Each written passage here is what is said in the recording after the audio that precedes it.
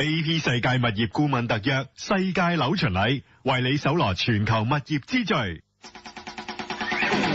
世界樓巡禮，主持魏美珍、穆佩文。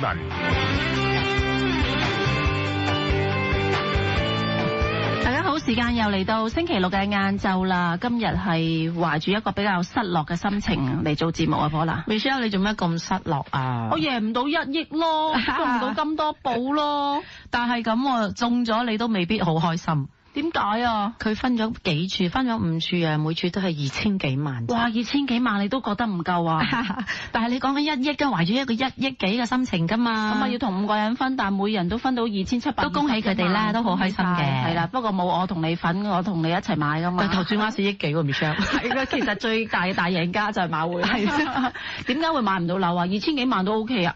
你有冇知道咧？都幾大嘅 news 喺香港嘅物業市場發生㗎。你係咪講緊個天價成交啊？係啊，天價成交 Mount Nicholson 就由九倉同埋南豐發展咧，會德豐銷售嘅嗰個 Mount Nicholson 咧，你知唔知幾錢啊 ？end up 做咗過億啦，好多億啊，8億3000萬。咁即係我起碼要贏9次啊！呢一個金多寶1億嘅獎先至可以 OK， 係贏好多次，次期期都要中六合彩先至可以買到山頂嘅聶歌信山 Mount Nicholson， 講緊一間屋6號屋8億3成交價。成個 project 咧有17個獨立屋嘅，但係佢尺價咧係比市場預計平㗎，即係市場預計咧都有成過10萬蚊一尺，但係 end up 咧佢都係得87780蚊一尺。哇！你知唔知香港紀錄幾多？咁如果8萬幾都破唔到，我估10萬蚊啦。係133578蚊，就喺大概4年前啦，山頂嘅天比高10號屋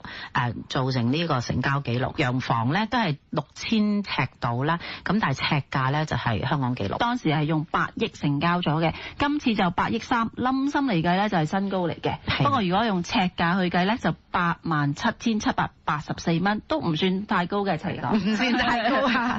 但係佢成座樓咧都好大㗎，9455尺㗎，咁啊前後大花園都6000幾尺花園啦，地牢有1700幾尺，即係一個階磚已經係8萬幾，一個階磚買1尺。咁你話中咗六合彩買到一個階買到都好多個階磚嘅，應該香港樓買唔到啫。有聽我哋節目嘅都知道，可以喺海外樓買到啲唔錯嘅物業㗎啦。當然啦，你話講緊2000幾萬，其實咧都買到好多嘢㗎。譬如我哋最近講嘅加拿大溫哥華啊，平均價咧都係200幾萬港幣嘅。係啊，咁啊不如參考下啲數據啊，講一講加拿大樓啦，2000零萬啦，喺加拿大應該買到幾好嘅物業。加拿大個樓價升緊嘅，升得嚟咧個平均價咧，大家都仲係可以接受嘅。加拿大平均嗰個樓價咧，按年最新嘅報告咧就話升咗12%，咁啊平均嘅造價咧係45.4萬加紙，200零萬到啦，250萬到啦港紙。咁但係你講咧，譬如全國嘅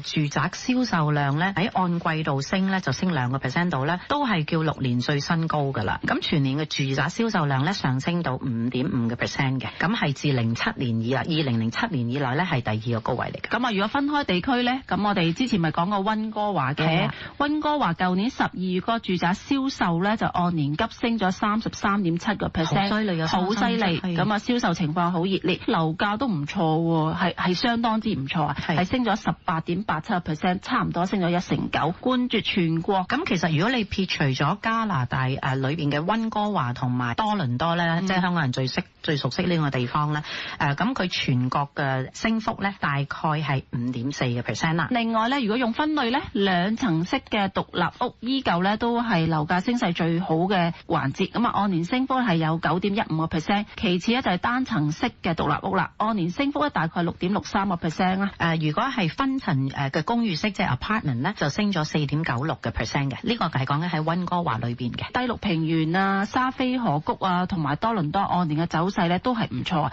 都分別咧係有雙位數字㗎。如果溫哥華你講緊係平均樓價咧，就全國加拿大最貴啦，大概係76萬加幣，即係大概港幣430萬左右啦。係。你知唔知最低樓價喺邊度咧？最平嗰啲啊？係啦，最平嗰啲喺邊？喺蒙克頓。咁個樓價咧係好低嘅，真係大概16萬加幣，90萬港紙左右啦。咁啊唔怪之最近咁多人中意睇加拿大樓啦。咁啊，如果你睇個數字嚟講，又的確好似幾吸引下㗎喎嚇。同埋佢都係好適宜人類居住嘅地方啦，全球第3位㗎嘛。其實以前咧佢都係試過全球第1位嘅。咁啊，最近呢，亦都有好多嘅展銷會喺香港咧推介加拿大嘅物業喎。係，你講開展銷會咧 ，Michelle 我又想 share 下咧，喺身邊嘅朋友咧都有去過，即係帶同佢哋去睇個展銷會，回流翻嚟嘅人士咧大概30幾萬嘅，即係加拿大入咗籍，但係回嚟翻香港。咁佢哋睇翻點解想有興趣買翻加拿大嘅物業咧？係全部都係想有意思、有 planning 翻加拿大，因為啲小朋友讀書啦，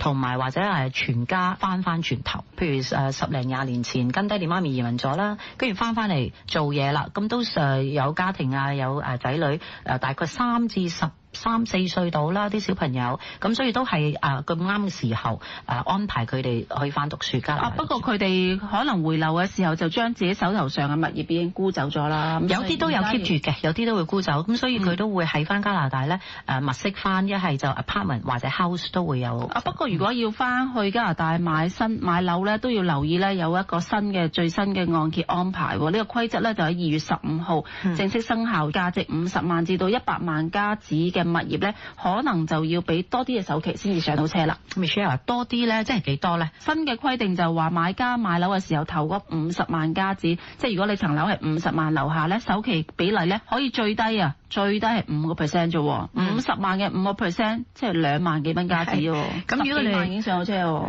，50萬至100萬嘅個物業額咧，就首期比率咧大概係10%。咁如果100萬以上嗰啲物業咧，就需要俾咧大概係2成嘅首期，2成首期都係比香港嗰個要求係低好多。低好多。咁我諗都要睇翻加拿大當時你做銀行嘅按揭嗰間銀行嘅規例啦。譬如銀行只可以借到6成或者7成嘅，你都要照符合翻銀行嘅規例。買樓咧咁啊，除咗係要睇嗰個按揭條款之外咧，當然如果你係有更加進一步嘅安排，例如想搞移民嘅話咧，咁啊當然要了解一下佢哋嘅移民政策啦。最近都好多朋友就算係以前冇移民過咧，而家都開始即係問下多少少移民資料。移民政策，咁我哋轉頭翻嚟啦，都會有投資顧問公司嘅代表咧上嚟 update 一下嘅。好啊。